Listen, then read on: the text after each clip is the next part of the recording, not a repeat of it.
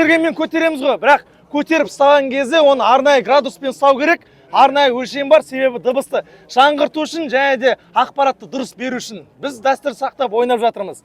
Келесі көрсететін сіздерге аспап қауақ деген аспап. Көріп тұрсыздар, иә? Бір сөзбен айтқанда декоративный тыква ғой бұл. Бірақ бұл аспапты кезінде біздің ата-бабаларымыз былай қолданған. Тұран жолбарысы қазақ жерінде мекендеген. Білесіздер ғой, Тұран жолбарысы деп естуіңіз бар. Бұл аспап сол жолбарысты үркітетін аспап. Сенесіздер ме? Бұл аспап дәл жолбарыстың ақырған дауысын салады. Бәріміз жолбарыстың ыр деген дыбыспен білеміз ғой. Бірақ мысықтар сияқты, арыстандар сияқты жолбарысты кеуде арқылы дыбыс шығаратын. Деп дыбыс шығаратын. Бір-бірімен сөйлескен кезде, бір-бірімен араласқан кезде жолбарысты үйісіп белгі береді бір-біріне. Мен мұнда жүрмін дегенде деп дыбыс береді. Олар ыр деген дыбысты қорқыту үшін ғана қолданады.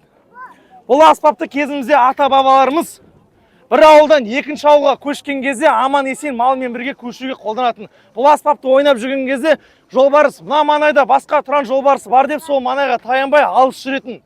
Сөйтіп біздің ата-бабаларымыздың табиғатпен сүйісу өркениеті ғой. Бұл аспаптың жасалу тәсілі өте оңай. Ойлаңызшы, қазір 21 ғасырда қазақтың немесе бір инженердің қолына осындай қауақты беріп, ешкім шат терісін беріп, бір тал қыл берген кезде осындай аспап шығармайды. Вероятность жоқ, вероятность аз. Бұл аспапты міне қараңыздар. Қауақты қапталып, ешкім шат терісі қапталады. Ортасын қараңыздаршы, міне шоқпен тесілген. Білесіздер ме, неге шоқпен теседі? Себебі теріні пышақпен тілген кезде тері ары қарай тілініп кетеді тартылғаннан. Шоқпен кескен кезде арнайы тесігі болып, міне көріп тұрсыздар ғой өздеріңіз. Сол кезде ашылмайтын тері ары қарай кетпейді. Бұл теріге уже 1 жыл болды осылай тұрғанына. Ылғалдыққа қарамай, ыстыққа қарамай. Үйісіп тартқан кезде біздің ата-бабаларымыз қолды сулап, біз енді губкамен қолданатырмыз, негізде басқа материалдар қолданған. Бірақ бұл бір сөзбен айтқанда сіздерге көрсету үшін дыбысы міне өзі осындай.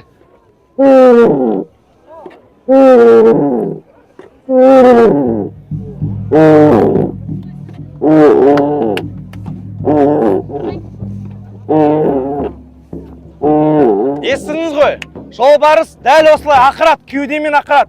Бір-біріне осылай дыбыстық белгі береді. Мына жерде басқа жолбарыс бар ғой деп, тұран жолбарысы қорқып, таянбайтын ол жерге, ол басқа біреудің территориясы деп. Сөйтіп біздің ата-бабаларымыздың табиғатпен сүйісу өркениеті. Былай қарасаңыз, ата-бабаларымыз батыр кісілер болған ғой. Жолбарысты топтасып, талап тастауға болатын еді, жойып тастауға болатын еді. Немесе болса, сол қамыстың арасына тығып қалса, қамысымен бірге өртеп тастауға болатын еді. Бірақ ол біздің ата-бабаларының табиғатпен сүйісу өркениеті. Дәл осындай қауақ деген аспап, біле жүріңіздер, көре жүріңіздер. Ал енді видеоңыз болса, мен қазірге видеоға арнайы ойнап берем. Видеоға түсірем деп атқандар, үлгірмей қалдым ғой дегендей, қазірге арнайы міне қауақ деген аспап, тұран жолбарысын үркітетін аспап.